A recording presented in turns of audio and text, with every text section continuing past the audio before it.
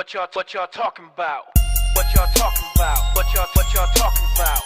What y'all talking? What y'all talking about? What y'all talking about? What y'all talking about? If you ain't talking the real, then we ain't gon' talk to ya. What y'all talking about? What y'all talking about? What y'all talking? What y'all talking about? What y'all talking about? What y'all talking about? If you ain't talking the real, then we ain't gon' talk to ya. But we're gonna do it this way. Yeah. Okay. We are WYTAP coming at you. Yes. It's a little different today for right now. But we have our brother, Mr. Shun Tucker. I'm going to let him introduce himself because he wears many hats, many awesome hats. Go ahead, brother. Introduce yourself.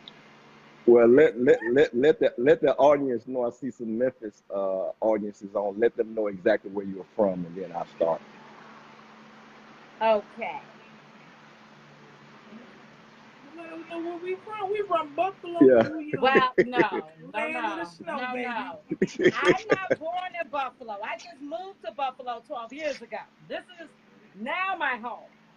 But we're Buffalo, New York, and our brother is in where? Memphis, Tennessee. See, he gonna have a coat on. Mm-hmm. Have on a sweat. Have on a sweater. Oh. Oh. What's the temperature there? 46. Better than us. Yeah, still 46. cold over there, Yeah. So where 46 and nice. Well, I'm actually detailed to another station, but I'm actually stationed on the rescue pumper, Rescue 66, which is in Shelby County. Shelby County is different from actually Memphis, but that's what my station is. I'm actually out here in what we call Brunswick, Brunswick area of Shelby County right now. Okay. So, now, where are you at this very moment, then? I'm in Brunswick at this very moment. Okay. One of the deepest parts of Shelby County is kind of way out, but it's nice little area. Okay. And you Not complaining. When you say way out, the dirt roads part? Oh, most definitely. No street lights, sidewalks. You know, I'm a city boy, so. Okay. No. Me too. Love. Okay. Yeah. It doesn't have no lights or sidewalks. I'm like, Game over. I don't know what time we're not going out at dark time, okay? Not much out this way. So we brought you on because Okay. there's been a lot of fires going on in Buffalo lately for the past 2 or 3 months. And unfortunately, a lot of people have not survived these fires.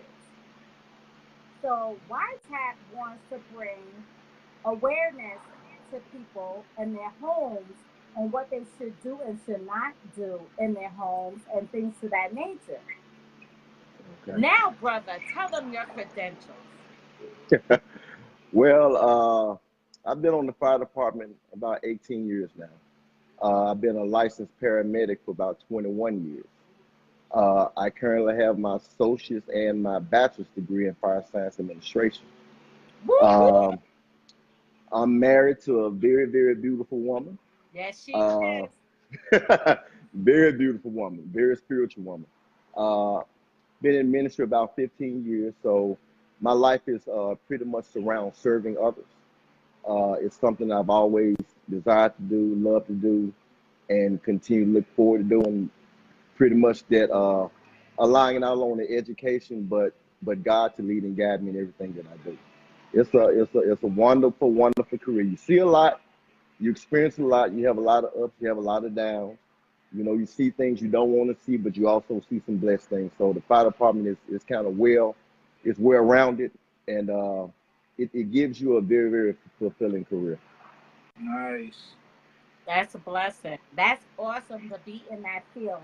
Those fields that long. That shows dedication. That shows heart. That shows compassion. That shows that's awesome character. What made you want to be a firefighter? Well, to be honest about it, a while back in '98, my mother passed. Oh, I'm sorry. And And at the particular time, I was actually in school trying to figure out exactly what it was that I did or did not want to do. And she had medical conditions that really kind of sparked my interest. And you know, when you have a loved one that's kind of going through things, you want to do all you can to help. Right. But there's nothing you can do to help. So that kind of sparked my interest in going to EMT school. I actually did not pursue being a firefighter. But once I went through EMT school, which is emergency medical technician, I wanted to know more. Than I ended up going to paramedic school. And once I entered paramedic school, that's when the interest sparked me to become come on the fire department. Oh, that's awesome. Yeah. But first, let me say I'm sorry about the passing of your mom. And you're right. When you have a loved one and you can't do anything, it does spark your interest. It really does. Well, that's awesome. So, with you, where you want to start with? Paramedics, or do you want to start talking about the firefighting portion first? Well, with Memphis and Shelby County area, we're cross-trained. Okay. So everybody's on the fire department. You do both medical and fire. So it's not like you just do all fire department and all medical. You know, some days I'm riding the ambulance, then sometimes I'm riding the fire truck. So we actually do both. Wow. Okay. So we play a lot of roles. Look, many hats. So yes, we do. Being a paramedic, which one would you say that you love the most, paramedic or firefighter? Ooh, you got me on live saying this. well, it's kind of hard. Paramedic is very challenging. It's not that firefighting is not challenging, but being a paramedic is very challenging, but it's also very rewarding. With firefighting, you get that adrenaline. You know, you get that rush. You know, to put out the fires. I mean, it's very exciting, but at the same time, very dangerous. You know, so I really can't say which one I love the most, but I can understand that being a paramedic has probably been the most rewarding. Okay. Because you all with firefighting and paramedic, you always have the opportunity to help others, right. Whether it's on the ambulance or on the fire truck. So with the roles being dual, it's a different dynamic. It's probably something that you would never really imagine, the gratitude and the feel that you get, you know, from helping somebody. We see people at their worst.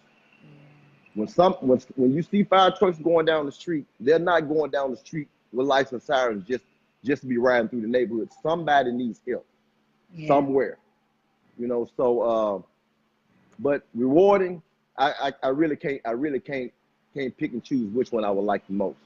I respect that. I really do. Yeah. So, as a paramedic,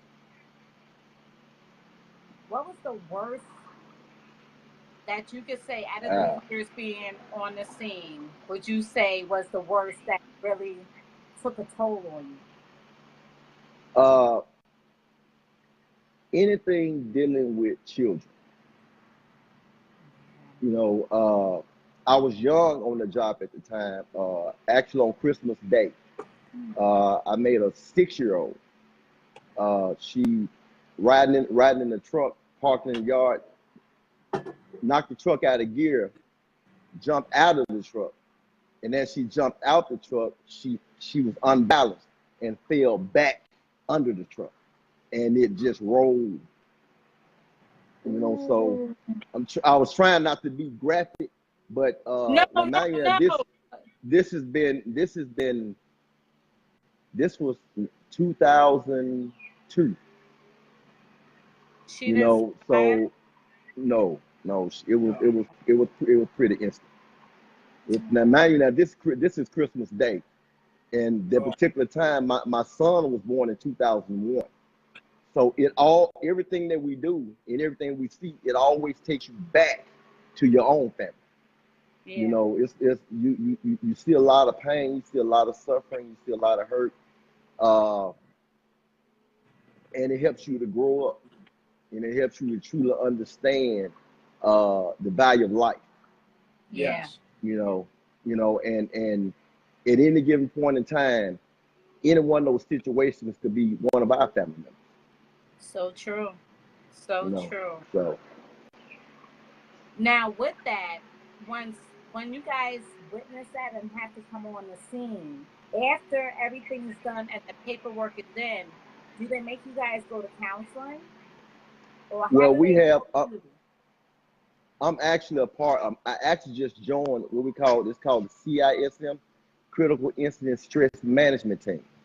Okay. They have a certain with any kind of tragedy, there's a certain amount of hours prior to you receiving help. Now, this help is totally voluntary. You know, you don't necessarily ask for it, but somebody within a certain period of time would actually ask you, you know, how you feel, you know, what's going on, what are your thought processes, do you feel like you need help? And one thing about the fire department, we have a big level of what I call testosterone. And we won't ask for help too quick. But the thing with us not receiving help, everything that transpires here in our mind, we take home. So we're going to deal with it one way or other. Either we'll deal with it at work or we'll deal with it at home. But eventually, over time, it will be dealt with. And a lot of times it comes off in a negative aspect. And those are things that we really try to avoid. So the fire department provides excellent counseling. They provide excellent opportunity for you to receive that help, but you yourself have to want the help in order to receive it. No one is going to actually force it on you. But we have programs set up that help us with any and every situation that we deal with. Oh, good. That's good to hear, because I cannot even imagine how much you guys see every day on a daily basis. Yeah. And then to also worry about bringing it home to the family and not taking it out on them. So that's good that they have that. And that's good that you joined that too. See, many hats. Well, the dynamic of it is we see the worst of everything and the best of everything. What's the best one you could say? I would actually say the best is being able to see the satisfaction on somebody's face when they walk in and you can see the stress be relieved just by your presence. And it makes a difference. Be it young, be it old, it literally makes a difference when you walk in and someone is really, really glad to see you because they know that you have the tools to help them. Sometimes it's not always medical, you know, especially the elderly. Sometimes it's just your presence. Yeah. You know, so I have a motto. I treat everybody the way I would want my mother treated. Amen. And you know, but you know, we have this thing called burnout. And when you get this thing, that's the one thing we want to always try to avoid is burnout. When you get burnout, every call is the same. So that means you have a numbness, not only to the good things, but you also have a numbness to tragedy. You literally feel nothing, you know. And when you see yourself getting to that point and spiraling down, you need to get some help. You know, you need, and with us, we're always with someone. I mean, we live in the firehouse 24 hours a day, so there's somebody always around you. And 9 times out of 10, there's somebody you can always talk to. We pay close attention to one another, especially after specific calls that we deal with, and we watch each other's reactions.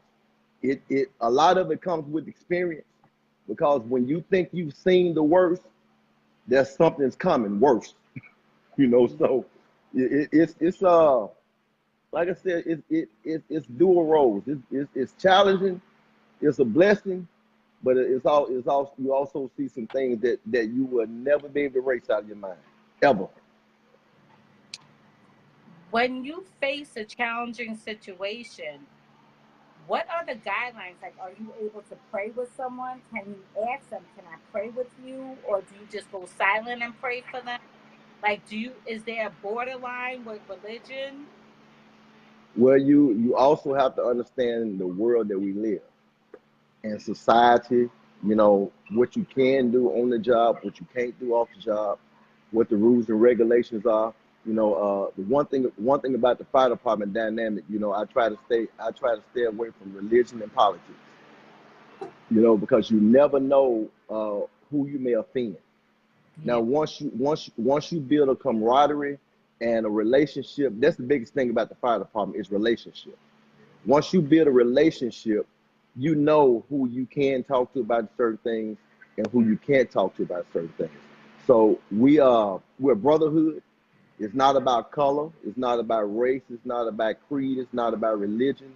It's not about your upbringing. And a lot of that we bring into the fire department because it's who we are when we come to work. So we have to find a middle ground. You know, you have to know when to come in and you have to know when to come out. And sometimes you have to know when to just sit back and just pray. You know, not only for them but also for you, because no one is exempt from any tragedy. No one is exempt from hurt, harm, and pain. Every morning when I come to work, I sit in my car and I pray to God. I said, God, I thank you for this day. I thank you for another opportunity you've given me to do the things that you placed in my hands to do. Lord, whatever area I serve, let it not be any hurt, harm, danger come before anybody. I know it's within your will. I know you can, and I know you will. Keep us safe so that we may return home to our families the same way we left. I say that prayer every single shift. And I also ask Lord to bless the men and women I work with, bless our administration, give our administration the tools that they need to make us better, give them strength in the decisions that they make pertaining to the fire department. You know, so I do it. I circumvent it. You know, and I make it a habit. You know, I'm not saying that every fireman should, but I know what works for me. And God blesses. He blesses. In 18 years, I've never been hurt. I've never been harmed. I've never been injured.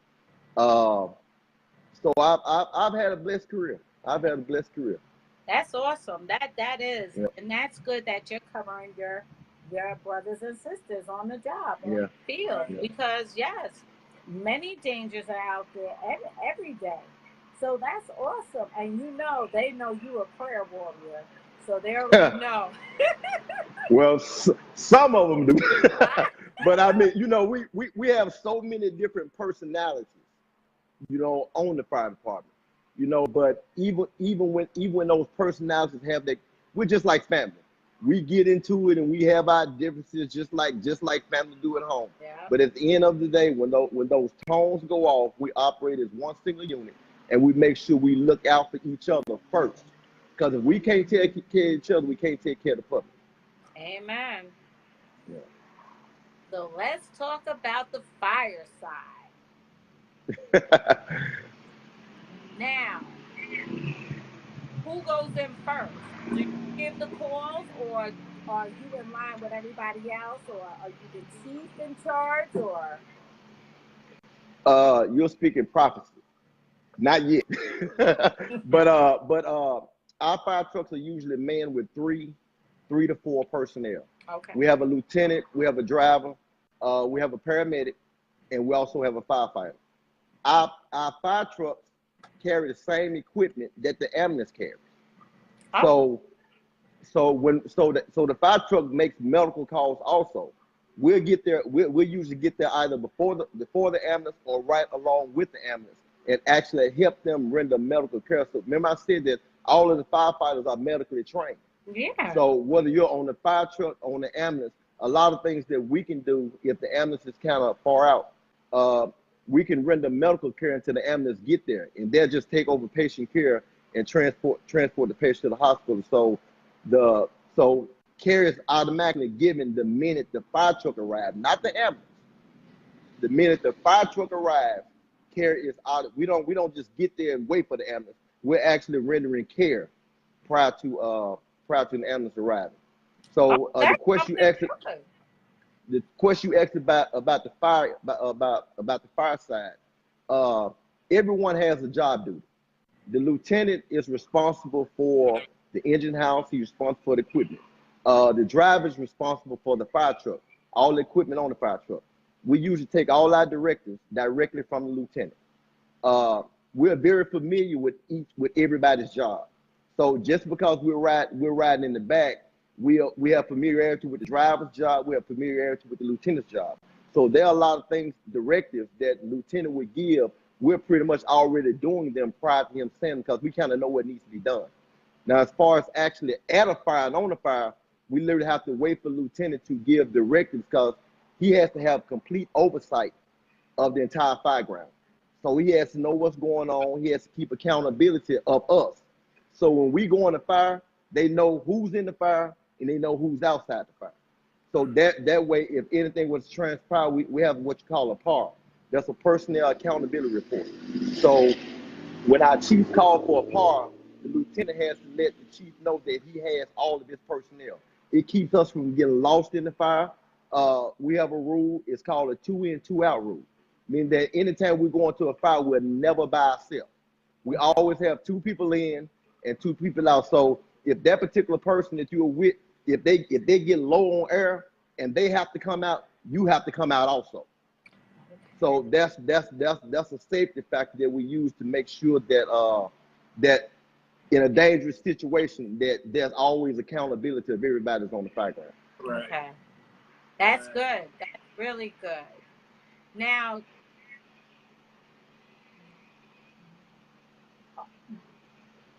got anything before I go any further?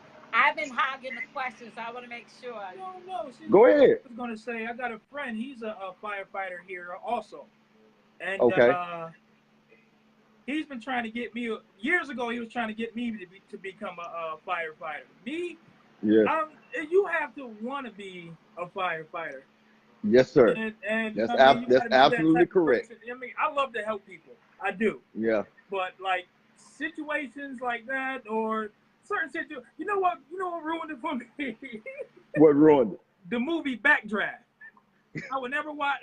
I couldn't do it. Well, you know, the movies kind of embellishes things, You're right. but the substance of the movie is true. It just it makes the movies it kind of embellishes certain things to kind of make things look, not as real. But Right. the content and the context of it, the backdraft is a real occurrence.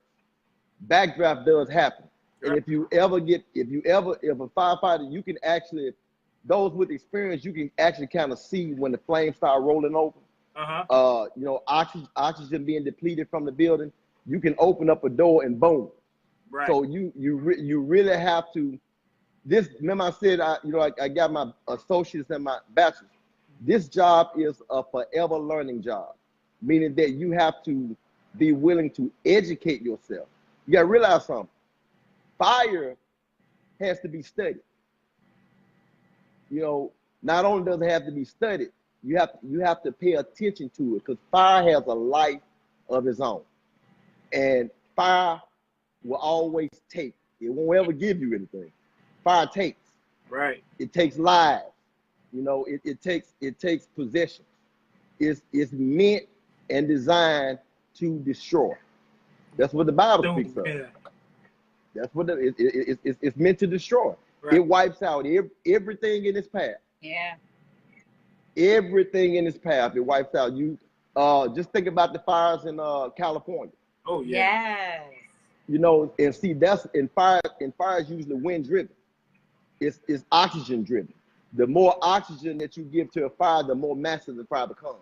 That's why one of the safety tools, like when you go to sleep at night, shut your bedroom door. Mm-hmm. Okay. Because our bedroom doors are now fire rated.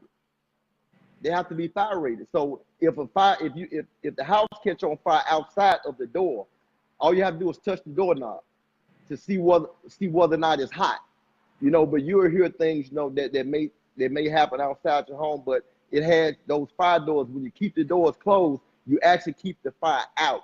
That's why every home should have especially with younger kids, you should have a plan. What happens if this happens? What will we do if that happens?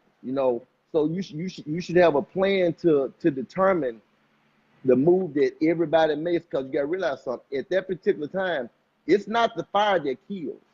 It's the smoke. Right. The smoke, because it gets into your lungs. It suffocates your lungs and you can't breathe. So when people say people killed in fires, it's very seldom people are burned up in fire. They are killed, but their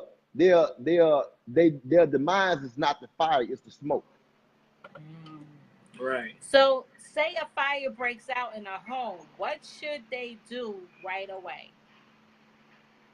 If you can call 911, that's the first thing you do. If you can call 911, get immediately low to the ground. Know where everybody is, especially children. You know, with most fathers, most mothers, they're going to barrel through their door and they're going to try to run to their kids' bedroom, grab their children, whatever the case may be. If you can. I've seen a lot of fires where you couldn't. And, you know, that's heartbreak.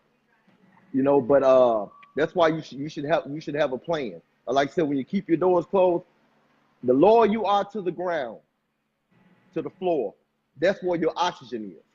Like I said, if you can get a call to 911, if you can get close to a window, scream, yell, holler, get somebody's attention to let them know that you're in there. Usually, fire departments respond pretty quick. That's why you see so many fire stations on different corners, because the fire trucks cover a certain area. Okay. So that's why it usually takes them more than 3, 4, 5 minutes for a fire truck to get to your house. But understand, your oxygen level is only really good for about a good 6. You can only go without 6 minutes from oxygen. So I mean, you have to be precise in everything. I can't just necessarily give you an exact, because every fire is different. But getting low to the ground, calling 911, and finding the closest window. A lot of times, you want to get where you're visible, like in the corner. You know, I have to tell your kids, don't hide up under bed, don't hide yourself in the closet, because once the firefighters come in, it's difficult for them to find you. You got to realize something. When you go on the fire, it's pitch black. You literally cannot see your hand in front of your face. So we have search patterns, and usually when we do search patterns, we start at the walls and the windows. Okay. The last thing we'll do is checking up on the bed. So if you get down low, get close to a window, make sure it's near a wall or on a wall, because when we do our search patterns, we're going directly against the walls, and we're doing our search patterns, and then we'll search the center of the room. Okay. You know, so it's panic. That's probably the biggest thing is when we panic, we lose all bearing. And I'm not gonna sit here and tell anybody when your house on fire not to panic. But if you can get out the house, get out the house. Find a meeting place, like say your mailbox. You know, especially if you have younger kids, you know, you talk to them about it. What do you do if you hear the smoke alarm going off? You know, come tell mommy or dad. What do you do if you ever heard your batteries go out when your smoke detectors are chirping? Beep, beep, beep, beep. They let you know your battery needs to change. Mm-hmm. Think about it. People ignore it. Mm-hmm. I'll change tomorrow. Tomorrow never comes. Yeah. You may change it. You may change tomorrow, but a fire happened tonight. Yeah. You know, so I change it every year on my birthday. I change all of the batteries. You can choose. A lot of people choose like Thanksgiving. They choose holidays. They choose a date that they can remember. Every year on my birthday, I make sure all of the batteries in my home are changed on the smoke detector. We just changed our batteries, all of them. We're like, one's dead, let's change them all. You know, a lot of houses. That's right. That's right. If one is dead, change them all. Yep. That way you don't have to worry about this one going out this month, this one going out 2 months from now. When one go down, change them all. Yeah. That way it's safe. And always make sure every now and then. See, with being a firefighter, it makes you more self-aware. It makes you more conscious. Mm-hmm. There are things that I notice around my house that my wife and my daughter, my son, literally pay no attention to. And I will walk out. I said, "Baby, that's the firehouse. That's the firehouse. You know, don't run the dry all night. Don't run the dry and leave home.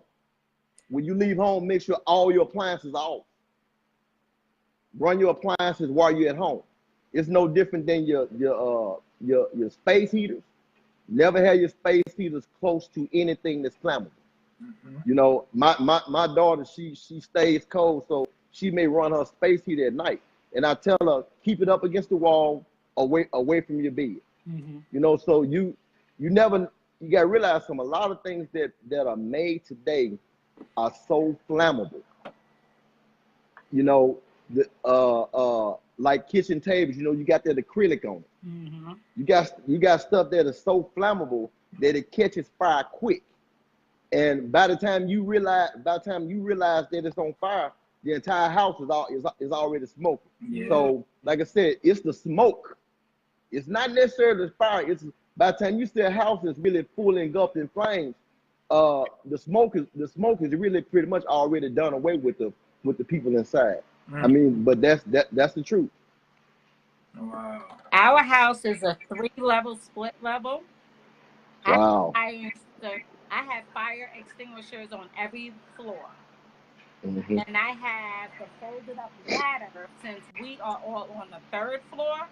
So Yeah. God forbid there's a fire on the lower levels, we could go out the window and throw the fire hose because the latch is right on the windows. But many people don't know that. And I'm like, look. Oh, you have a roof ladder. That's exactly what they did. That's a roof ladder. Okay. That's a roof ladder. Yep. That's exactly that's pretty smart. You're the first I've ever heard that has a roof ladder in their house. I sure do. Look at here. If we stuck upstairs, we getting out. Mm-hmm. Yeah. Get my babies and we gone. Do you have a back stairwell to your home? Okay. Yeah. No. That's why I said, like, upstairs, like I said, if you can get out, always get out. You Amen. know, don't sit and wait for the fire department. If you can get out, get out. Oh yeah. Oh, I'm out. If you can get out, get out. I'm like, dude, let's go. We have insurance. Let's go. That's right. That's It's replaceable. Look, It's y'all, replaceable. that's why I take a lot of pictures and post them up on Facebook because the fire is on Facebook. I could just download them again. I'm gonna tell you another thing. Surge protectors. Okay. Where you plug in a lot of things up into one surge protector. Mm-hmm. You can overwhelm that circuit. Yep. And I'm gonna tell you something. Fire travels up walls, so you can smell smoke, but you never see fire. Mm-hmm. But always understand, wherever there is smoke, there is fire. There's something. Yep. Wherever it's smoke. So if you start smelling smoke, look. Because as a matter of fact, in my home, one of my outlets behind my chair was burning out. Mm-hmm. And 2 days I smelled smoke. And I'm like, I'm a fireman. I should be, but my wife is the one that found it. Mm-hmm. But we had too many things plugged up into our surge protector. Mm. And it overwhelmed that circuit. So, but it's still plugged up, so it's still getting current. Okay. It's still getting current. So, like I said, fire travels up walls. It travels up the walls, and then it comes over the top. Most people have insulation in their attic, Mm-hmm. and insulation is extremely flammable. Mm-hmm. So fire travels up the walls Catches. and then comes down. You know, Yes. so and that's what happens when you get a lot of collapse, roofs collapse, because the weight of everything coming down, and that's one of the safety factors of firefighters. We try our best to, like I said, the lieutenant makes the call, so he has to do a complete circumference, a complete circle of the whole entire residence to make sure that it's safe. I know this sounds crazy. House is on fire, but we have to make sure that it's safe for us to go in. That's not You know. crazy. That's not crazy. That's at all. taking precautions too, so none of you guys get lost. But see, the downside to that is when rescue is involved, when we know that there are people in the house, we have to go. Yeah. We have to go. It says risk a life to save a life. Mm-hmm. That's the motto here. I don't know about any other fire department, but it's we have to risk a life for a life that's worth saving. Right. Now, if there's already a demise and the fire's been going on for a while, and we're not for sure that somebody's in there, we can't get clarification of the family members in there. A lot of things, especially at night, we look for cars in the driveway. We look at the garage. Usually cars are an indication that somebody is at home. So it's a lot of things that visually during time and during experience. That's why it's good to go to a good fire academy. It's good to study, because the more you study, the more you craft your skill, the better you are with your instincts. It's not always about books, and sometimes it's about just pure instinct, like motherly instincts with your child. Yeah. Your child may tell you one thing, but that's not what actually happened. Exactly. Right?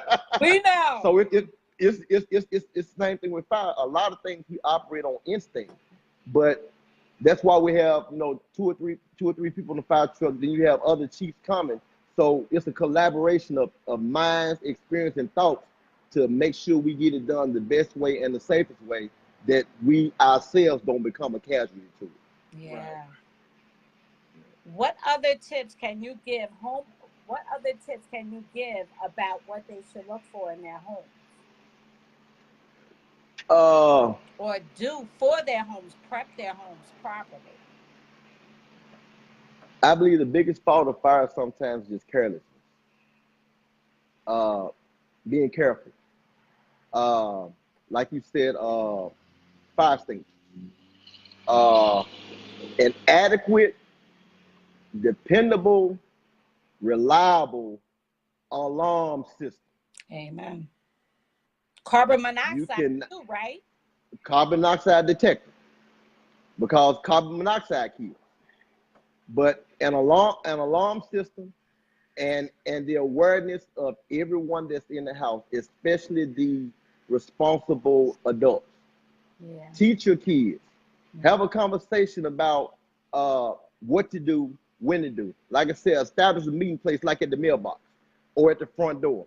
Depending on the fire will pretty much make the determination on how you act and react. So even bring up certain scenarios about what to do. Tell your kids, make sure you unplug certain things before you leave home. Don't leave home and leave the space heater on. Don't leave your dryer on. Don't leave your iron plugged up.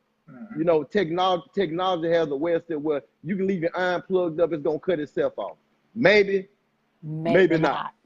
So there are a lot of safety factors, especially with appliances, that really it's called prevention. The biggest thing about the fire department is safety. Yes. And the one thing that gets overlooked a lot in the fire department is prevention. You all see us coming.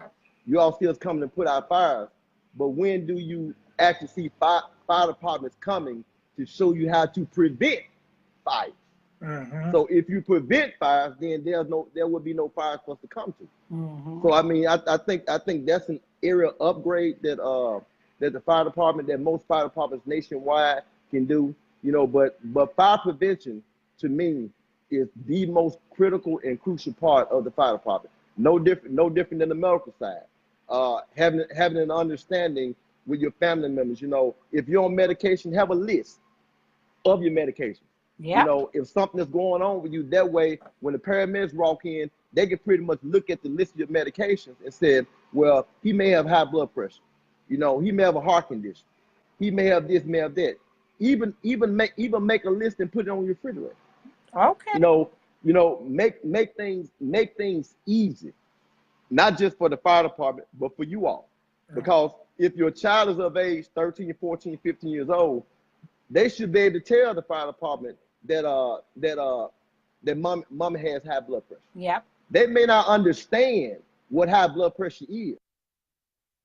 Hold it no more. All right. I don't know what happened. YTAP is back to finish this fire and paramedics with our brother Shun. We're going to go ahead and get him back on because this is my problem. How do you work this gadget? For real. How do you work so this? We're getting him back on because he was dropping very high tools and knowledge. Being a paramedic and being a firefighter that long, that's powerful. That's awesome.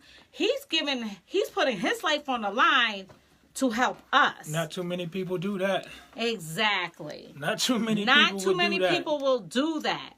And for him to have the love and the compassion still to want to do this job. Right. Wait, didn't he say 18 years? 18 years. Woo! Running in the fire. All right, Brother Shun is on again. So we adding him. All right, it's saying adding. So maybe he's in a low circuit area. We're trying to get him on until he comes back on. I hope you guys are hearing things and applying it to your house for safety. Seriously, our house, we have fire extinguishers on every floor. Extinguishers, carbon monoxide. And the fire extinguishers expire. Yes. That is one thing I'm going to honestly admit on live air. Yes, I did not check that and did not know that. I know. I know everything else but that. Okay? Forget. So, we just literally changed the batteries in our house with the smoke detectors. And ours are carbon monoxide. State law is saying now you need the carbon monoxide fire detectors. Yeah, I got a couple of those right in my house. Because it's great and it helps you. We're trying to get them on. No answer. Oh, no answer. We're going to keep trying. But the simple fact is he's at work. He's on shift now. So he may have gotten a call and he'll let us know. But yeah, do you have a routine? Does your children know where to meet you if there is a fire and you guys get lost in the shuffle? Right. Ours is the main oak tree in front of our home, right by the street sidewalk. Meet us at the tree. Yeah, I ain't got one. Yeah, I never thought of it until he started bringing it up. So I got to start doing that. Got to talk to the kids. Yeah, and then staying down low and keeping your door closed. Mm-hmm. Jalen keeps his door closed. Miles likes his door open because he's scared of the dark. Mm-hmm. But half of the time, by 2 o'clock, 3 o'clock in the morning, he's in our bed. I'm scared of the dark, too. Look, that's what the flashlight come in for. What? So I turned that light on real quick on my phone. What is that? I'm like, okay, in the blood of Jesus, I know what's going on here. Miles, he makes that beeline. And he was like, I heard something. I'm like, come on, Miles. Yeah. I just rolled the thing down, like, come on, Miles. I don't like to go investigate. That's not me. I'm scared of that. I don't do that. My wife tried to make me go investigate. No, you come with me. No, we don't investigate. You come with me. Simple fact is, I have our alarm set up to where the door, you open the door just a little. I'm now upgrading the system because I want to hear front door, back door. Right. Yes, I need to know which door. So, right. Which door? Look at here. Look at here. Okay. Oh, he said can't bring Shun on camera.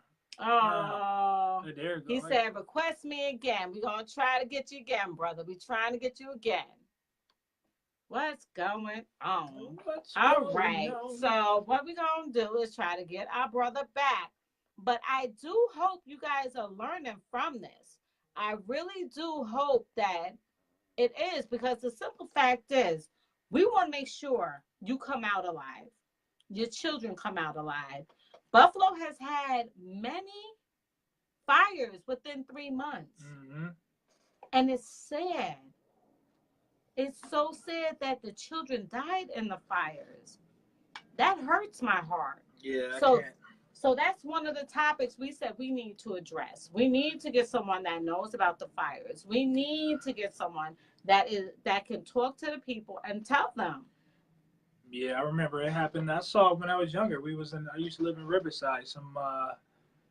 Some kids were killed in a fire, and we see fire and smoke up the street. All me and my friends are run up the street to see what's going on. And then you looking, they pulling kids out the house. And the one kid, he was still alive, but he was shaking. You seen him burn, and he was just, and that was like the scariest thing I ever seen in my whole life. They passed away. That was scary though. I was probably a teen. I don't remember the age, but I still remember that sight is in my head now. Some scary stuff in Riverside. That is scary. I don't know what's happening. We're trying to get him back on. You want to try to get him by clicking off and clicking back on? Probably. We might be able to get him back on. Hold on, y'all. We'll be right back. We're going to try to get him. All right. We're back. I still can't do this, though. What? Okay, here we go. Can't see the request. Here we go. All right, brother. I just sent it to you again. And here we go with this. This foolishness. There we go. All right, so we back on. So I just requested my brother, Shun, to come back on so he could talk more about the fires and everything to that nature. Mm-hmm. But we were talking with him, and he wears many hats. Many hats. Right. He's in the ministry. Okay. We see you, brother. Come on. Take the invite. We're trying to add him on so he could finish telling you what else to look out for. Don't leave electronics plugged in when you're leaving the house. No. Because I could tell you at my house, the toaster's still plugged up and we don't use it right now. The air fryer is plugged up and we're not at home right now. Mm-hmm. So that's going to be some things we have to start. So, all right, he's connected. There we go, brother. We got you. All right, welcome back. It's crazy. My phone said I had to rotate it in order to join on. Oh. I've never seen that before. I know. Let me take this head off. We're still working that too. We're still working it. But a lot of people that was some good good tips you're telling them. Yeah, real great. So tell them some more tips about what else they should do to make everybody else aware. One of the biggest things is, we live in a day and time where we are not real familiar with our neighbors like we used to be. Mm-hmm. You know how you used to have people watch out for your house, mm-hmm. and neighborhood watch. So neighborhood watch. If you have neighbors that pay better attention to the outside of your homes, so a lot of times you can receive a phone call from a neighbor and say, I see smoke coming from here, or I see smoke coming from there, especially in the middle of the night. Mm-hmm. And being, like I said, being very, very conscious and aware of every single thing that's in your home. Mm-hmm. Make your home fire safe. Make your home fireproof. There's things that we can do, as a family. Like I said, if you got old worn out sockets, if you got cords that are kind of broken, when you plug it, that's it easy cause an electrical shortage. Mm-hmm. So just being cognizant, especially your microwave, dryer, and washing machine. That little area in the back of the dryer that we never pull out, sometimes you get a lot of stuff that's stuck in there. Yep. Yeah. She seems like she's guilty of that. Yeah. Yeah, I don't go behind and I mean, yeah. I'm gonna make sure my husband goes behind there tonight.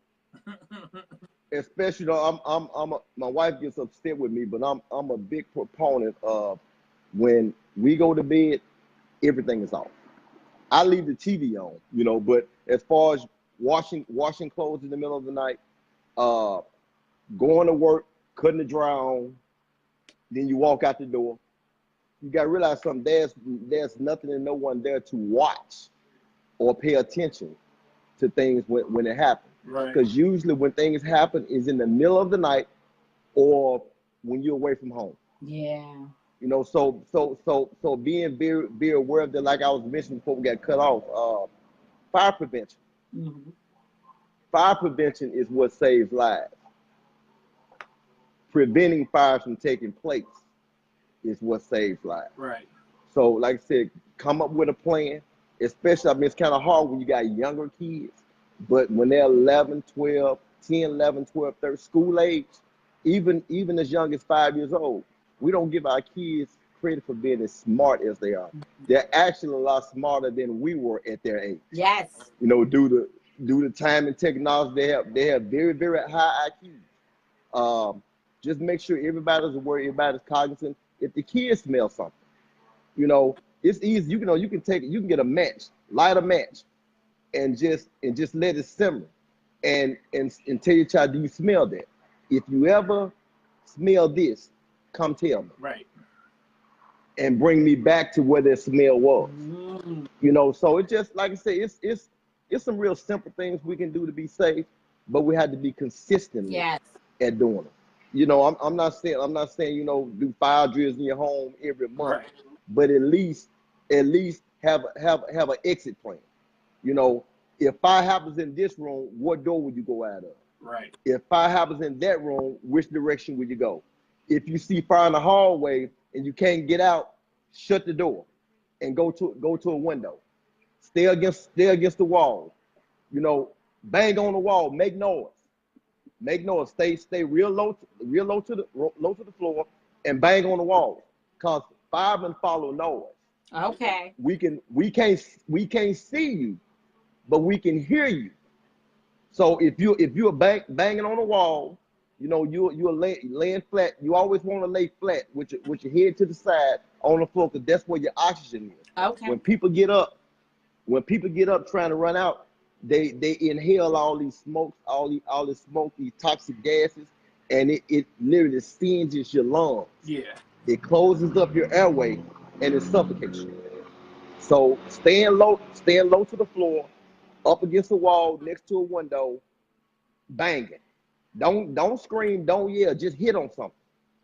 Because think about it, we'll hear you hitting. We'll hear you hitting wherever you're at, and we'll come to you. Like I said, it's a very dangerous job, but there's nothing more gratifying than being able to help someone that's in need. Right. Question: with the fire going on and you saying stay low, should they, like, say they can, if they make it to the bathroom? I've seen, like, people pour water on a towel or whatever and wrap it around their nose and their face. Is that good to help prevent the smoke to enter, or does it at least slow it down from entering the body? You cannot stop smoke. Now it's a good thing to take a wet towel, but you still want to be low. A lot of times we look at these movies, and you know, we see them, you know, and they, you know, running through. That's not realistic. That's really not realistic. Like I said, if you can get out, get out, but you want to make sure you're near a wall that's near a window. Because if you break out that window, the fire department, see, we can come get you without actually coming in the house. Okay. Just like the roof ladder you got. You know, you see a lot of fire trucks that have ladders attached to them. They're called ladder trucks. We can raise ladders directly to that window that you're, and somebody come get you. Right. The easiest way to get you, that's what we'll do. That's good. Oh man. I heard you was talking about it was a fatality in Buffalo. Yeah, this is where a family died in the house years fire. ago, but yeah, it was a couple. I don't remember the count of kids, but it was more than one that passed away in that fire. Well, another thing that we run into here, especially in a lot of lower income areas, you still have families with bars on their doors and bars on their windows. Oh yeah. Oh yeah. You know, so what happens is they lock themselves in, and in a panic situation, can't get out. Mm-hmm. You know, so that's another deterrent, because if they can't get out, it's gonna take us some time to get in. Right. You know, so if you have bars on your windows, on your doors, be aware of where the key is. Mm-hmm. You know, if you have to just tap a little nail and put it right beside the door. You know, a lot of families now, they leave keys in the door, mm-hmm. especially when you got bars. But this day and time, with, you know, crime being so high, you know, people are so safety conscious with keeping people from getting in, they sometimes prohibit themselves from getting out. Right. You know, so that's something you have to be very, very. And like I said, a lot of the lower income neighborhoods, a lot of the elderly, especially the elderly, Yeah. they can't help themselves. Right. You know, so that's why it's good to have good neighbors. That's why it's even more important to have good family members that have no problem with, you know, checking on their, you know, loved ones. You know, have neighbors, you know, where you develop a relationship where you can have the next door neighbor, you know, check, make sure mom and dad is all right. You know, certain things like that. You know, a community saves a community. Right. And I think that's what we've gotten away from, community. True. You know, and you know, we've gotten away from community. You know, crime is so high pretty much in every major city. You know, and the trust factor we used to have, you know, years ago. I was telling my wife a couple of years ago, where I live, we've been there for 10 years, and I only know the neighbor on each side of me and one neighbor across the street. To whereas when we was growing up, we knew the whole neighborhood. Right. Everybody knew our You know, parents. so you know, everybody knew everybody. Yeah, and you get scolded You know, by so them. I remember those. so we've gotten completely away from community. Sure have. You know, and that has really prohibited help, you know, from really being there in the timely manner. Yeah, I agree. So, I really do. And yeah. I'm a neighborhood watch. You got away from I'm community. up all types of nights, hours. So you be peeking through the blinds. No, if I see something, I'm like, okay, just making sure. Yeah, you know, you always had one house that knew everything that was going on the whole My street. husband calls me Miss Pearl from 227. Oh my God. She knew. I know. She knows everything. I'd rather be saved Yeah. than sorry. That's Okay. right. It's better to be 6 feet up than 6 feet Amen. down. That's the truth. That is the truth. Yeah. Sometimes knows it does pay off. Yes. Sometimes. Especially in the middle of the night. Right. Yeah, exactly.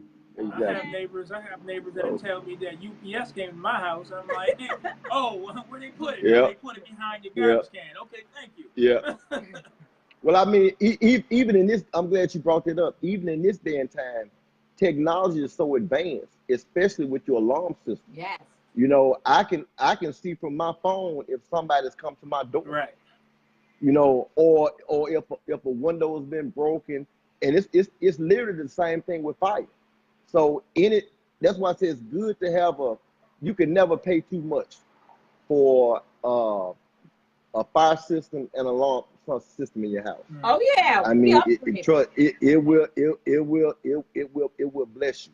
You know, unlike you all live in extremely cold weather. So and it gets cold here, but it's nothing like Buffalo cold. Yeah. So, you know, we catch more fires in the winter because people are trying to stay warm.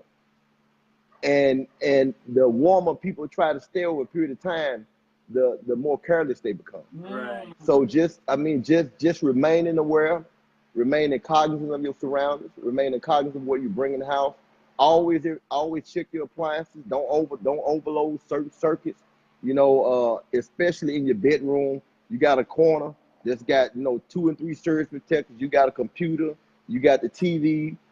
You got the space heater. Nothing about space heaters. Never plug a space heater up with anything else.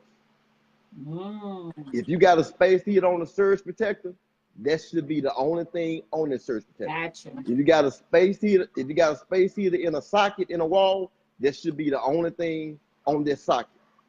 Because that space heater uses a lot of current. Mm-hmm. It uses a lot of electricity.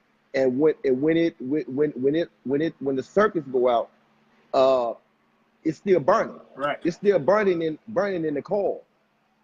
Fires. Remember I said fire travels over walls. Yep. So the space heater look fine, but your house is on fire behind the wall. Right. So any void area, like your attic, you know, I have a walk-in attic. So any void areas of space or spaces like that, there's we have an accumulation of what we call stuff, meaning that our attic has everything in it that we don't have in the house. Right. So Yeah. it's a fire trap. Yeah. It's a fire trap. You know, you ever heard the term hoarders? Yeah. Mm-hmm. It's a fire trap. Not only getting out, I mean, not only for us getting in, but you getting out. Yeah. So, I mean, like I said, don't clutter. Whatever you don't, and my wife, she gonna kill me, I'm live doing this. But whatever you don't need, discard it. Yeah. Give it away. Do something with it, because in the time of crisis, that would be the very thing preventing you from getting out of your home. Wow. Yeah. Yeah. Yeah. Especially, always keep your hallways, always keep your walkways clear. All in your home. I don't care what if you get, but always keep your walkways clear. You should have you should have ways where at least 2 people can walk side by side through your house. You know, so just keep your walkways clear. Okay. I tell my daughter all the time. My daughter has everything that a child could possibly dream of having, and she keeps everything that a child could possibly dream of keeping. You know, so a lot of times when I go in her room, I open the door, but the door barely opens because there's something behind the door. Now, what happens if she has to get out of the room in an emergency? She has to move things in order to open the door. Those are vital seconds that actually count. You know, you should never be hindered in getting out of your house. Yeah. So anytime you got to move something first to open your door, it doesn't need to be there. You know, and just think about your children, young children. They don't have a lot of wherewithal. They're mechanical, and by them being mechanical, they remember everything how they did it. So they don't have a thought process to think outside of the box. Mm-hmm. So you have to make the box wider for them. You know, and if you make the box wider for them, then you know it gives them more opportunity to be able to escape a dangerous situation. Right. That's good. That's good. Man. Now, question: being a paramedic, do you teach your children like how to feel for the pulse and do little fake runs like you're unconscious, what to do, things like that? The biggest thing I can say, especially school-age children, 5 years old and younger, always teach them how to dial 911. You can never go wrong. Because think about it, even if the dispatcher or the operator does not understand them, once that number enters, it pulls up your address. Right. Even if it's on your cell phone. You know, we have GPS signals now. So even if that phone rings and child hangs up, the dispatcher will try to call the number back.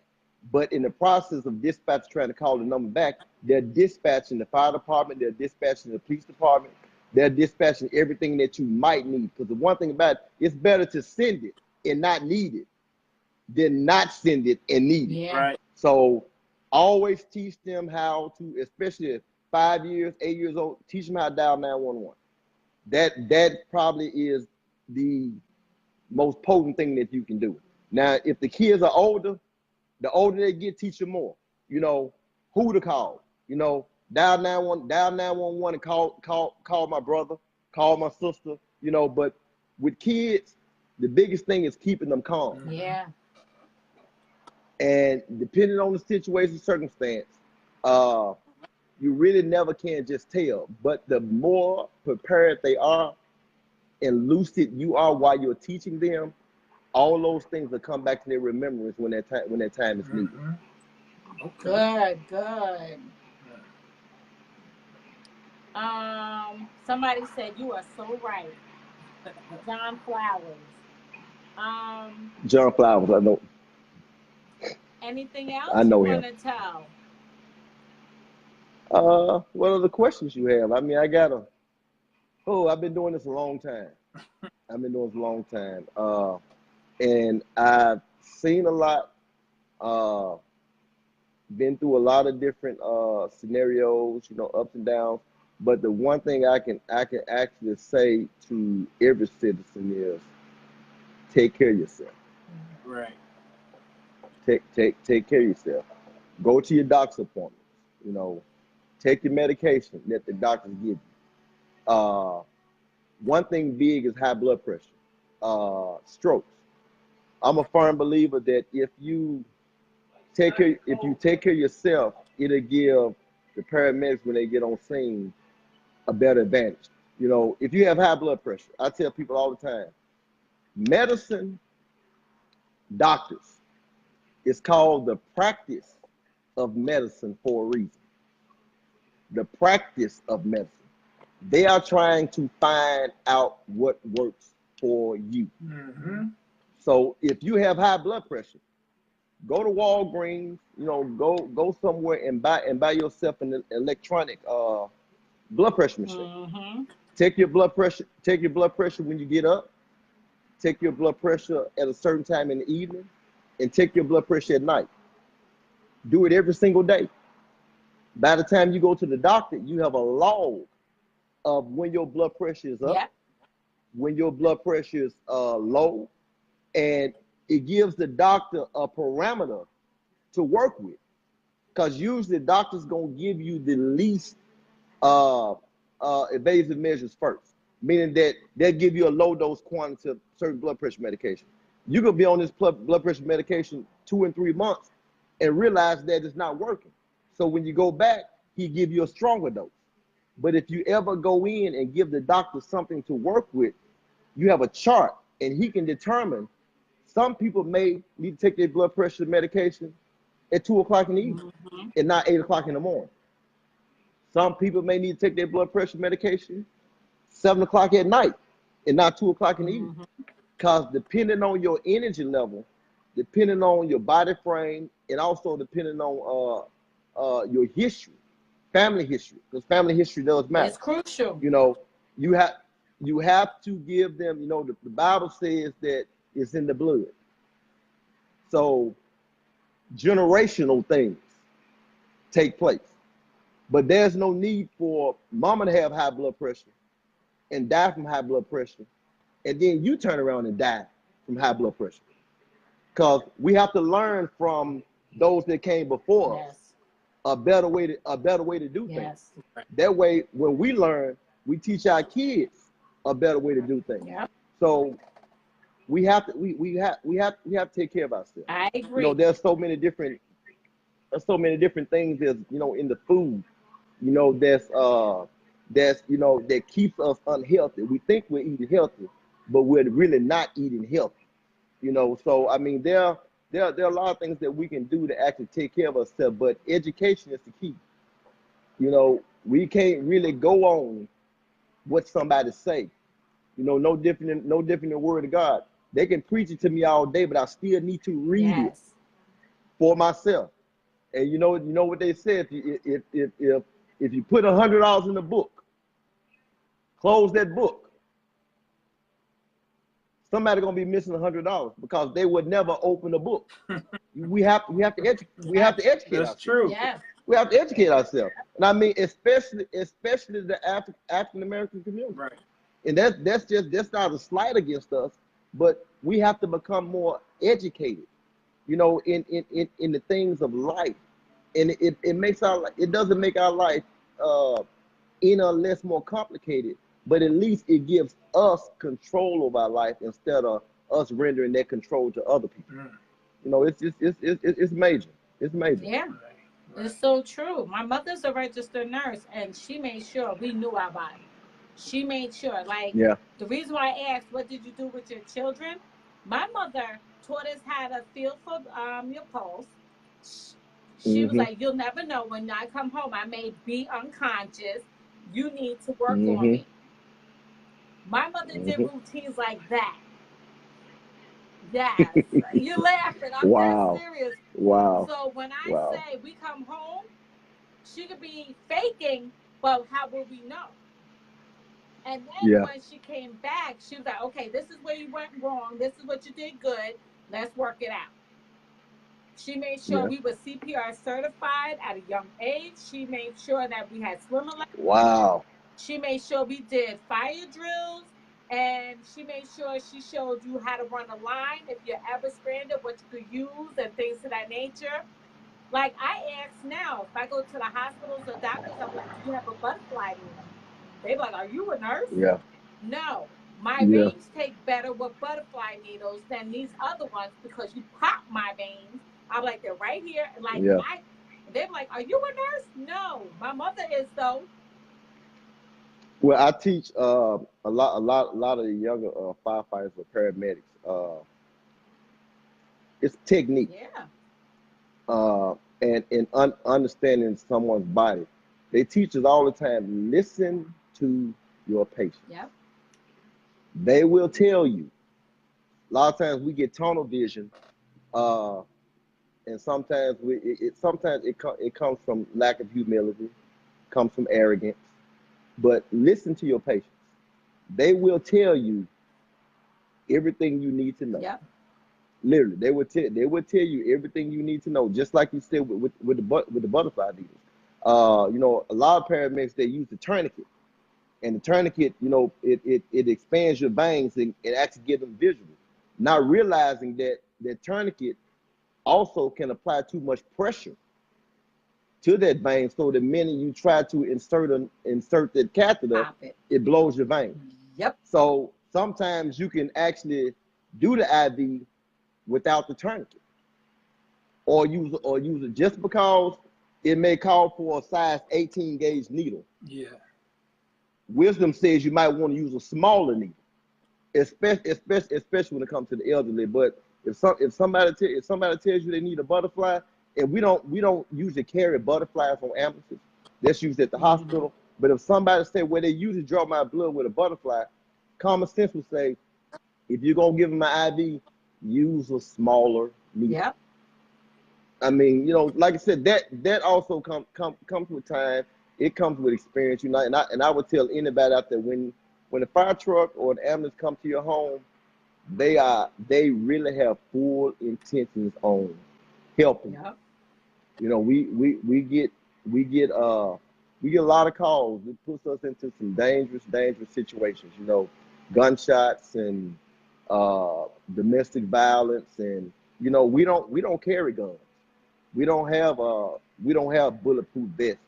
You know, we don't. All we got is a good heart and a good nature to come to a stranger's home to help them with whatever issue we can. But at the end of the day, we're the ones that's vulnerable. Yeah. Because we'll come to strangers' home.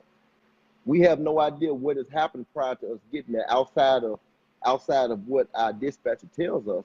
And you know, sometimes we get caught in some very, you know, difficult situations.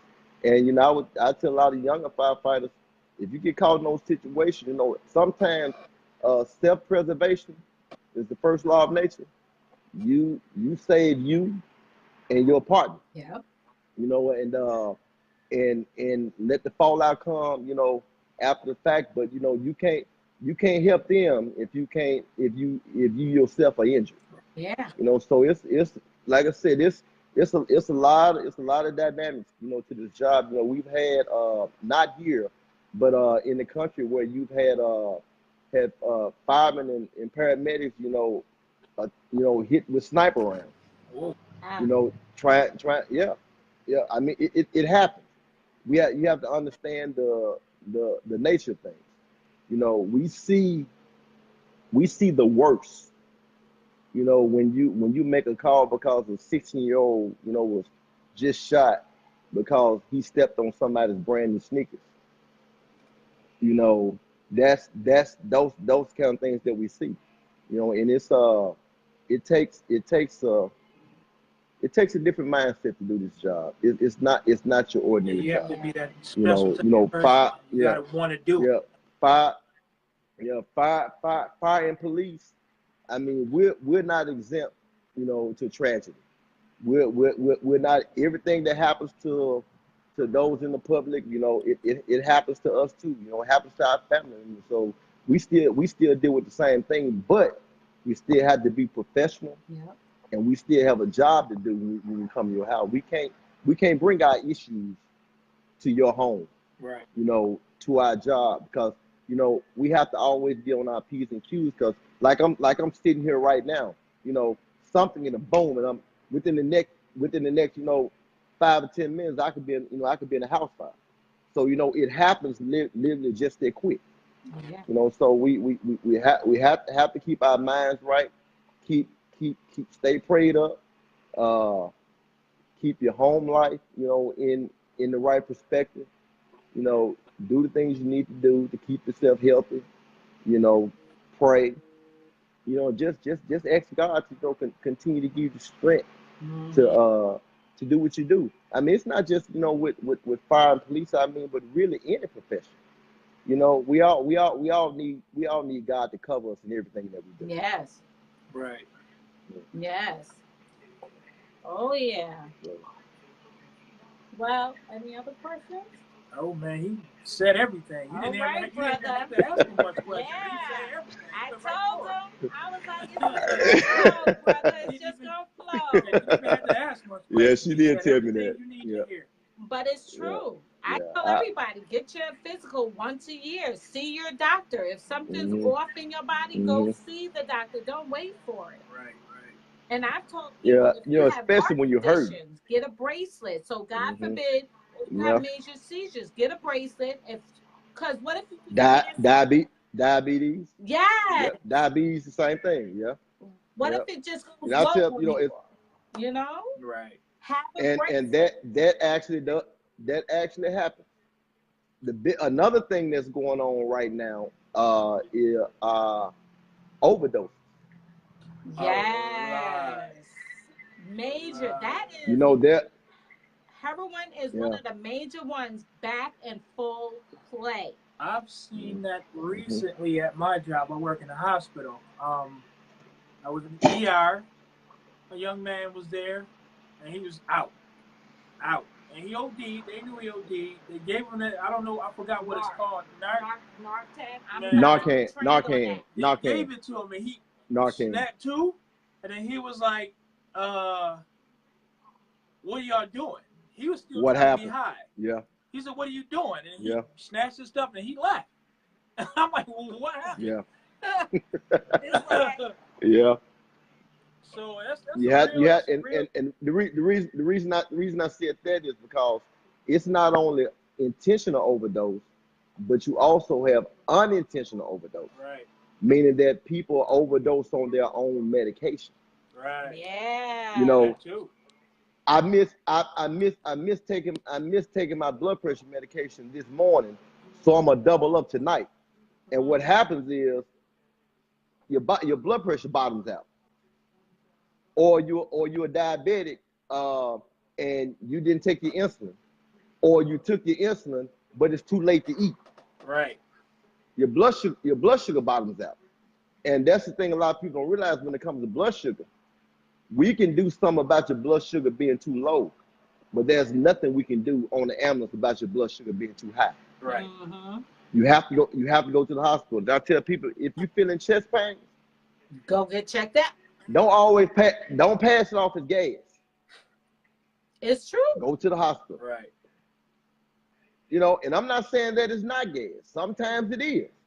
But our body should not hurt the way it hurts, and we do nothing about it. What happens is we'll be put in a situation where we can't do nothing about it. You know, so when you see your body's not reacting the way it normally reacts, you feeling pain, you gotta realize something. You know, with age, you're gonna start feeling. I'm just saying, don't ignore something that should not be ignored. Yeah.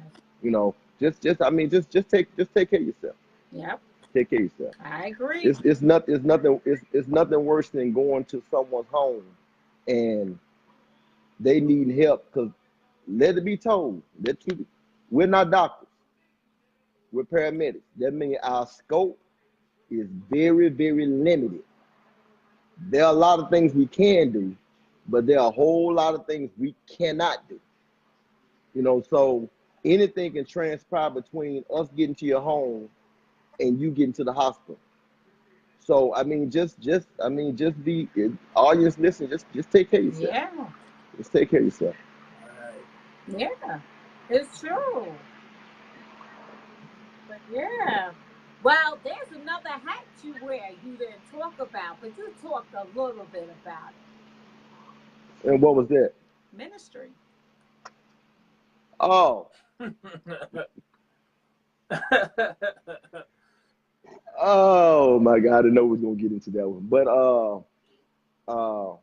But we can leave that. We can leave that. No, we don't. No. It really ties into who I am as a person. Every job I've had really is geared towards serving. And I do believe that's my calling in life is to serve others.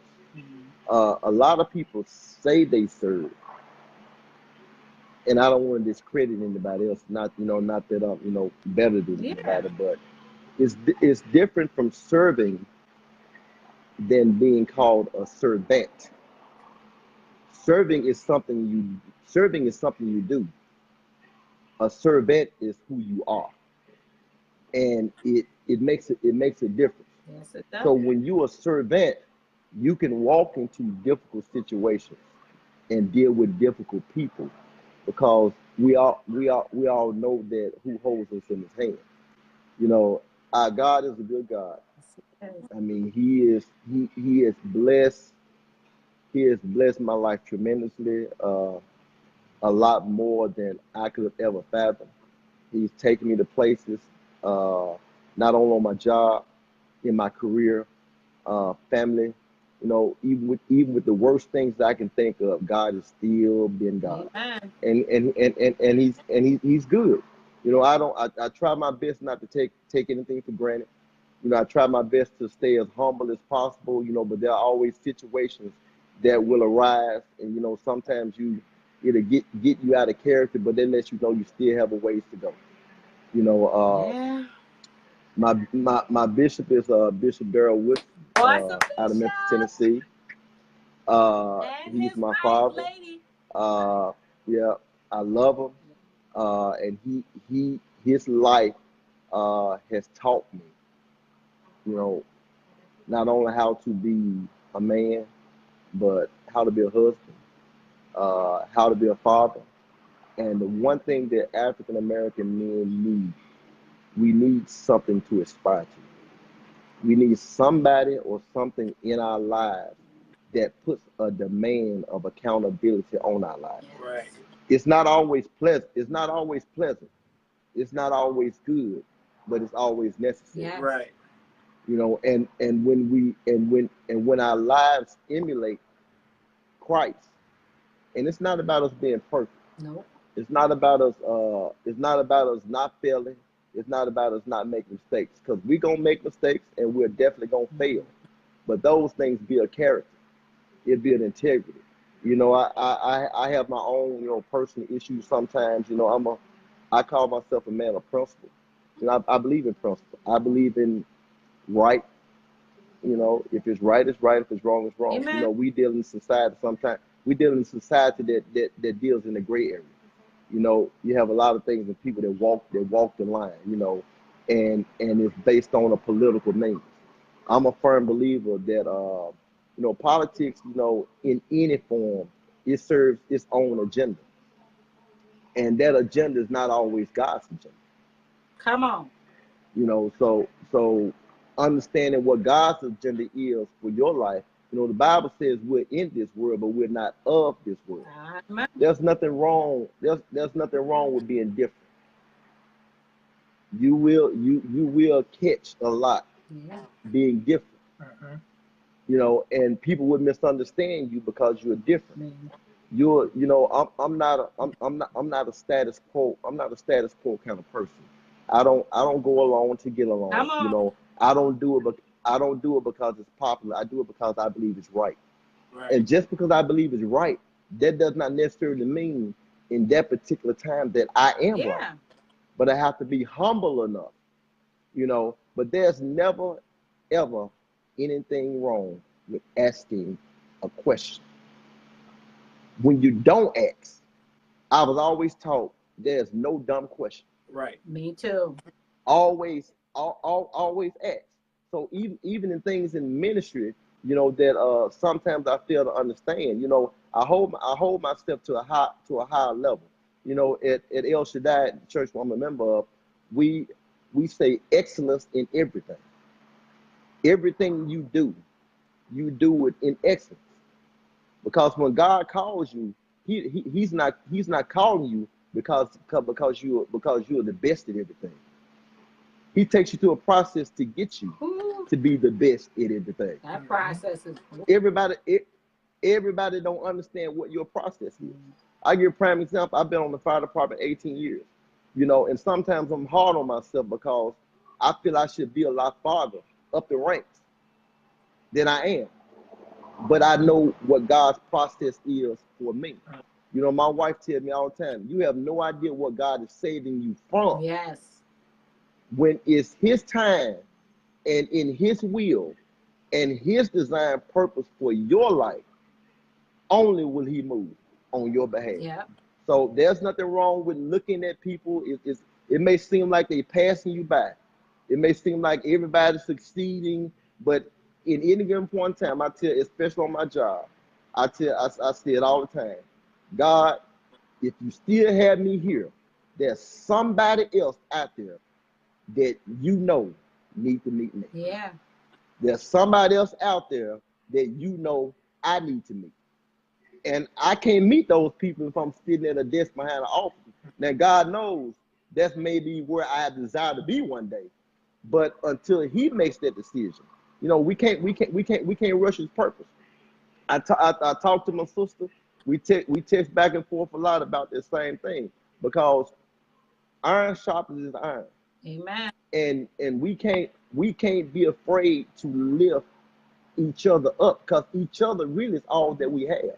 Yeah. It doesn't mean that my issues are not important, and it doesn't mean that my issues are less important than hers. But by the same token, if we continue to love on one another and lift each other up with a genuine heart, and this is not just geared toward those you like. This is geared toward those you don't like. And those that don't like And it's really geared and those that don't like Come you. on. Because I learned this on the fire department. And I've actually had a situation that happened the last couple of days that, you know, I've been praying about. Just because people see you as their enemy does not mean that they have to be yours. Mm-hmm. Amen. It's a choice. That's true. We win people with love, but the true fact of the matter is some people will never like you, regardless of what you do. You know? And you have to be at Yeah. peace with that. Because you can't allow other people to wreck the process that God, because I mean, we all have a desire to want to be liked. That's just the truth. We all want to be liked. But the truth is, it's probably not going to happen. I'm okay with it now. We have to learn, we have to learn how to go in and we have to learn how to come out. In some places, we just got to understand we can't go in. When God pretty much grappled with me and I brought up my mother for a reason. When I talked about it earlier, I really didn't come into the full, complete knowledge. I always knew God, but I didn't come into the full, complete knowledge of who God was in me until after my mother passed. The reason being, my mother was my crutch. Every time I fell, she picked me up. I didn't have to ask God for anything because Mama did. But when God finally decided to take Mama home, that's one. Where could I go? Straight up. Because my thought process was this: the one person that loved me simply for me, not based on what I did, not based on who I was, not based on who I wasn't, literally loved me for me, was gone. But that was not the truth. because God loved me more. He loved me more. And with that, he helped me to learn how to love myself. Because you never really know how much you love yourself until you're challenged. Yeah. This walk is not for the faint at heart. You know, it's not for the quitter. Because there will always be something and somebody that's gonna be designed in your life to keep you where you currently are. I gauge myself not necessarily off my enemies, but how I treat them. You don't have to like me, but I'm gonna love you. Yep. Now, don't get me wrong. I don't always want to. Trust me, I know, me too. And God's like, love them. I don't always want to, but it is not my decision. Yeah. It's not my decision. My wife blessed me and hurt me and embarrassed me all at the same time. You know, I tell my wife, anytime I know I need a prayer to get through, I said, baby, come pray. Because she can get a prayer through. She told me one time we first married, she said, baby, I got a headache. She said, you're making my head hurt. And I'm like, what am I doing? But what she was telling me, she knew the husband that God told her that she was supposed to have. And at that particular time, I was falling short on that. So she pretty much said, she said, your bar and your standards are so low that every time I try to walk under them, I hit my head. She said, so your standards in God should be high enough where I can walk under them unhindered. Amen. It blessed me, hurt my feelings, but it taught me something. It's time for me to come up. Come on. It's time for me to come up. There was no need in me getting offended, because one thing about the truth is going to cut you both ways. You do. But you got to have people in your life that is not afraid to tell you the truth. Right. And you got to be willing to listen, because we're not always right. Sometimes even when we right, we wrong. You know, so, and like I said, on the fire department, I deal with so many different personalities. You know, I got a strong drive, but I make sure I try to correlate those things I've learned in ministry and those things I learned in serving with what I do on the job. I'm not always successful, but for the most part, I try to be. And all we can do is try to be our best at what we do. You know, and even when we fail, sometimes we fail because we still at that point in time trying to do our best. So just, you know, allow God to continue to lead you. If you don't know him, find out who he is. If you can't find out who he is, get next to somebody that know who he is. Amen. You know, and life will change. You know, and the biggest thing about the walk of Christ that people don't understand, you know, you have to be rejuvenated. You have to be re-energized. So you have to be willing to lose. Yeah. You have to be willing to lose. People want to hold on to everything they are and tell God, well, take me from here. But not realizing that where you are currently is why you are who you are. So he has to strip you. Yeah. You know, he has to take some things. And the thing about it, you can do it in his will, or you can do it fighting it. But either way, it's gonna be done. So I mean, so it's like, just do it. Mm-hmm. Just do it. Yep. Just do it. Just do it. And I just do love our conversations, because when I tell you, he's all right, can I be real with you, sis? I was like, of course, that's what we're here for. And he's like, all right, this. Okay. I was like, you know, you know what I told him? Huh? And you finna laugh. You know what I told him? I told her to be quiet.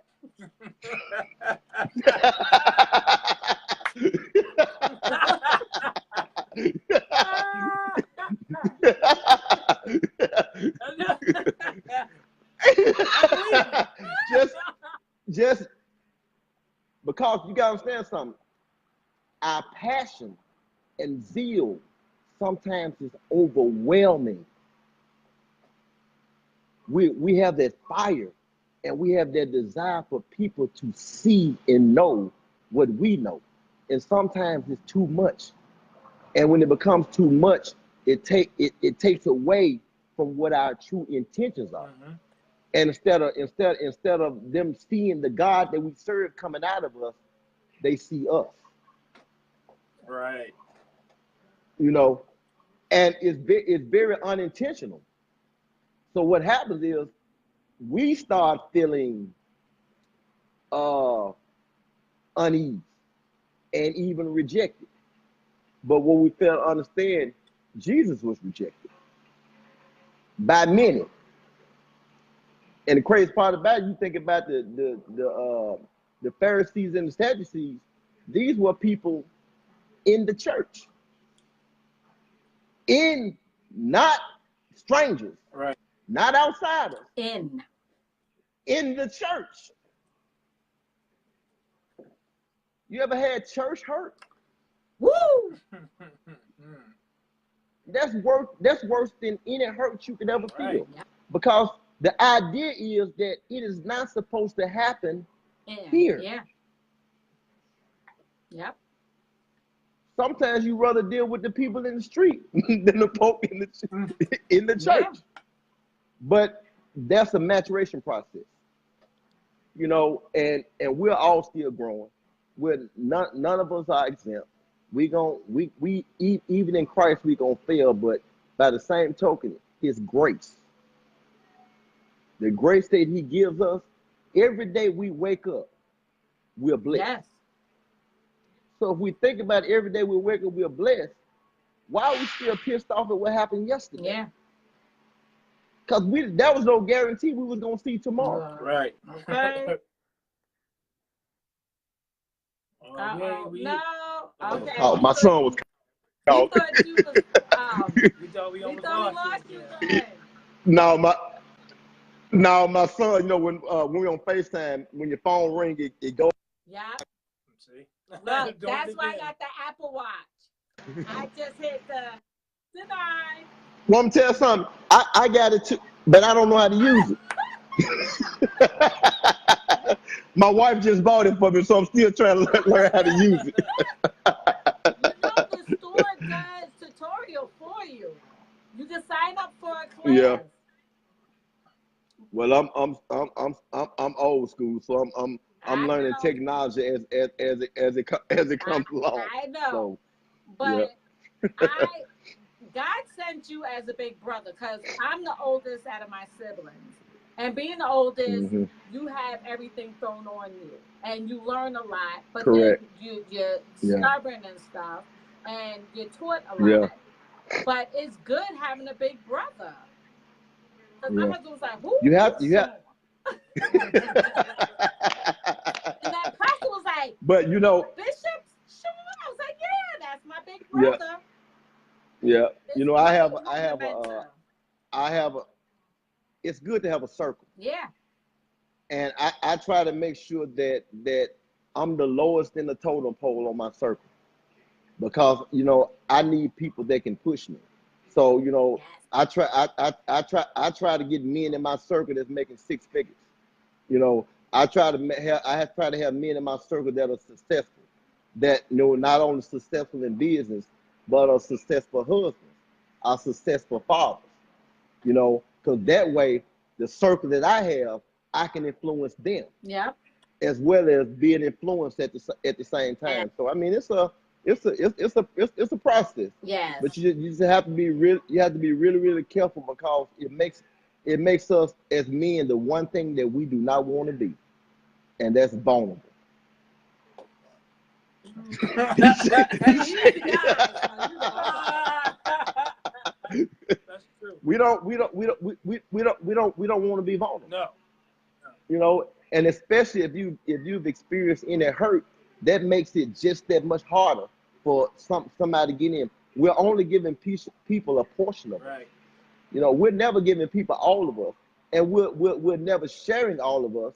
You know, therefore, those things that are really, really deep and ground, we're constantly building bricks on top of them. And by the time God's really sending you somebody, they got to break down all these walls, all these barriers. They don't really even know who you are until you marry 5 years later. Right. So I mean, you know, I mean First that's the 5 truth. years. That's the truth. Get past That's the it. truth. My wife told me, she said, God didn't show me all this. I said, yeah, God got a sense of humor. He sure does. You know, but I'm like, what now? he got a sense of humor. I'm like, you funny Because right now, if he showed you everything up front, you wouldn't move. Yeah. Right. If he showed you his will up front, you would not move. It's too much. So he gives it to us a little bit at a time. Mm-hmm. Little bit at a time. And even that little bit he gives us, we fail at that. So, you know, yeah. Right. So it's We get our moment. but we blessed though. Yep. Right. We Amen. blessed. We are blessed. We are blessed. In spite of everything that we deal with, Yep. we're blessed. Yes, we We're are. blessed. So as much as I want to complain, you know, we have every year at our church we have in November we have no complaint November. Don't complain about it. But see, we started off in November when we really trying to carry it throughout the year. You know, we find ourselves complaining. Find ourselves complaining. I have learned the magic word in my marriage. It's called okay.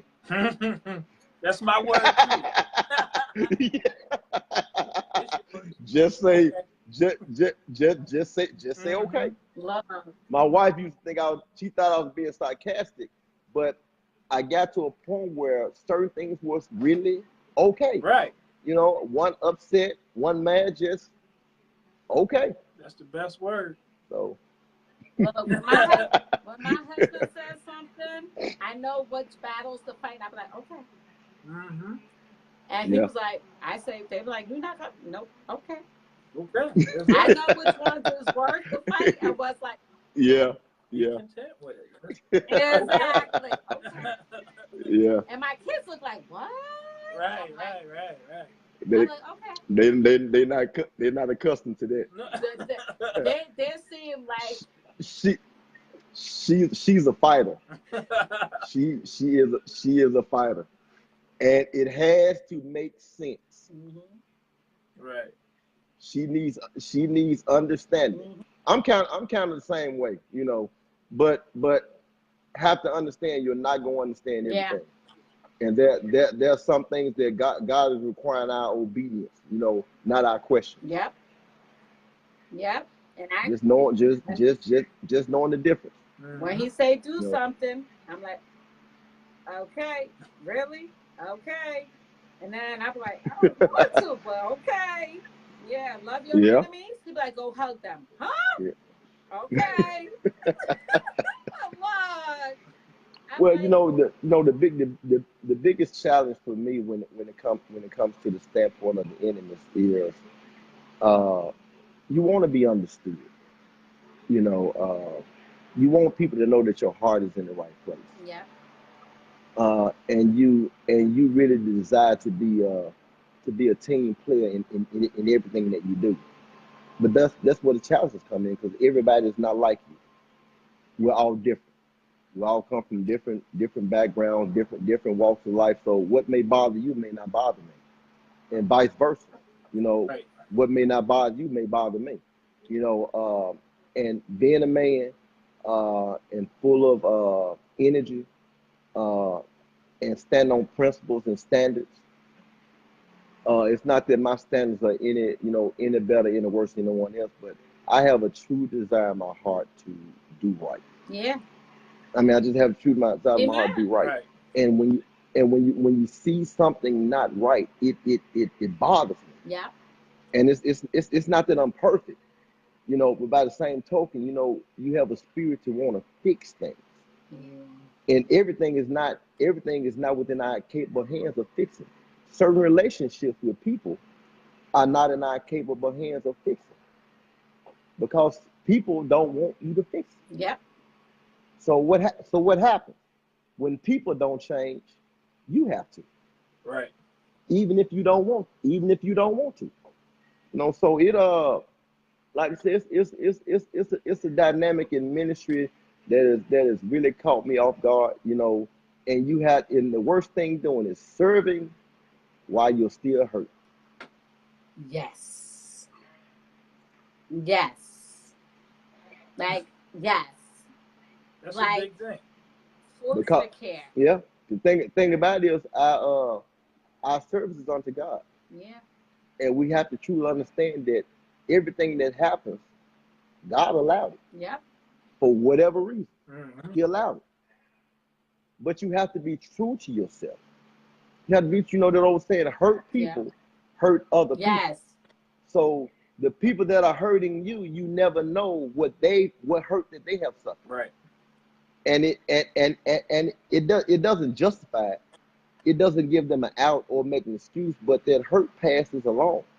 You know, and God equipped us to be handled. See, I'm getting ready to get a call now. See, all right. You hear that? I'll talk to y'all later. I got to go. Okay. Bye bye.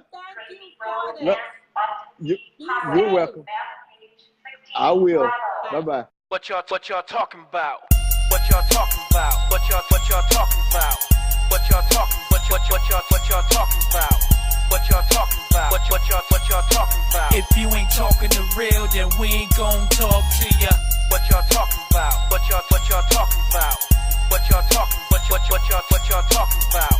What y'all talking about? What y'all talking about? If you ain't talking the real, then we ain't gon' talk to ya.